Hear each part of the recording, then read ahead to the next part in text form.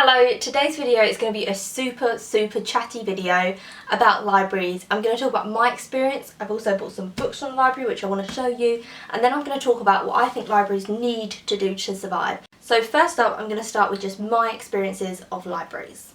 So I do use libraries. When I'm in Birmingham at university, I use them all the time. The books that I've loved and reviewed on this channel, like A Clockwork Orange, Trainspotting, Ghost World, those books are fantastic. And I don't own a physical copy of them. I got them at the library, but I mainly get graphic novels out because they have such a great choice, and sometimes I don't want to pay £14 for something that I'm going to read once and I don't really like the art style that much, and it's just going to be like, oh, okay. Also, in the majority of them, they have little book fairs things. So at mine, they have a book sale area and it's there all year round, and it's books that are either damaged, really old editions, or they've got too many copies of that edition and they don't really need them, so they'll put them, for sale. So I'm going to talk you through the ones that I got very quickly. So first up, I got a really short book. This is from Anthony Horowitz. It's called The Night Bus. This author plagues me. Every charity shop I go into, there is a million books from him. This one, which is really odd but interesting, is called The Art of Undressing by Stephanie Lehmann. And it's all come apart, so that's obviously why they decided to sell it, because the cover has come up. It's about a girl who, her mum used to work as an escort, and her mum now sells sex toys, and I think she's going to ask her mum how to seduce a man. It sounds really odd and kind of a bit wrong, don't ask your mum, you sicko. I got this one, which I know nothing about. This is called Ali's Always by Harriet Lane, but someone in my comment section has said read this, so when I saw it I was like, I'll snap that up. And then this is a children's book. This is by Howie Higgins, Goes for Gold. Oh sorry, and it's by Steve Voke. And yeah, it's just a little kid's book, but on every page there's illustrations, but they're really kind of interesting, pencil sketch. So as you see, it's kind of like a comic strip across the top of some of them. So they're the books that I got. They had so many other books that you could choose from. They also sell their CDs and DVDs if you want to get them. So I definitely say support your library by buying stuff from them, because now I'm going to go on to talk about how I think libraries can exist. And the main reason I think how they're going to exist is if they start making financial changes and they start becoming a profiting company. Please don't shoot me. So I know what I just said about libraries having to become profiting companies is not what a library stands for, and libraries should be free, and they should be something that is a non-profit organisation that gives communities and people the chance to read books, the chance to access computers, but they're failing. And they're failing because of our government, because our government is making cuts. Now, our government made cuts to people who are disabled, people with disability.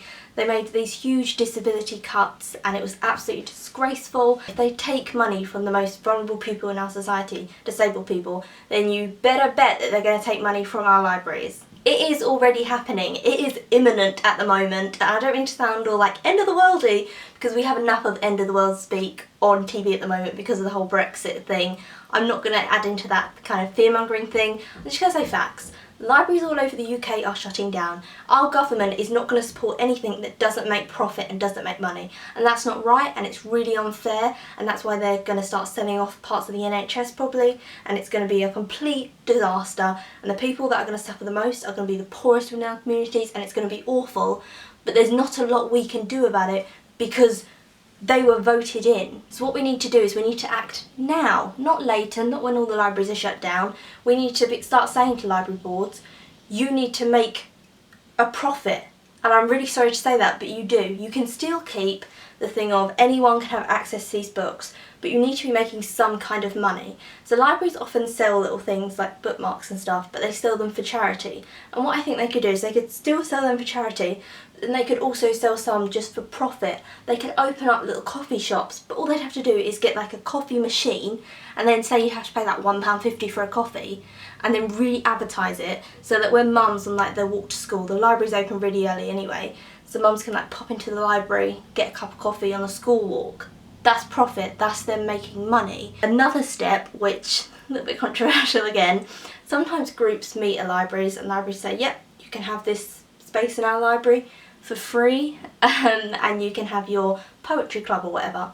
I think what they should start saying is, you can have this space, can each one of your members pay the library £1? I really want libraries to stay alive, and I think that's how it has to be done. We have to start charging people, and it's unfair, but I think we need to keep the books free and we need to keep the computers free, because the computers are a very vital part. There's a lot of children who, we often assume that children have access to computers and that's it, and they have a computer in the home. There's a lot of children who their families can't afford to give them a computer, so how they do their schoolwork, their like actual homework, is they have to go to their local library and use their computer, or stay after school and use their computer, because a lot of homework these days needs to be typed up and printed out. So what we need to do is we need to keep that free for them. We can just find little sneaky ways of making money. So the libraries will still be libraries, but they will be profiting companies, and I know that goes against the idea of a library, but we don't live in an idealistic society, and our government is going to shut down all our libraries unless libraries start doing something and adapting with the times. It's so sad, and I'm like so sad that I have to say it. So why don't we charge more on the books you're selling and do the little things that I did, so that actually those people who really need those resources can have them and be supported within our society.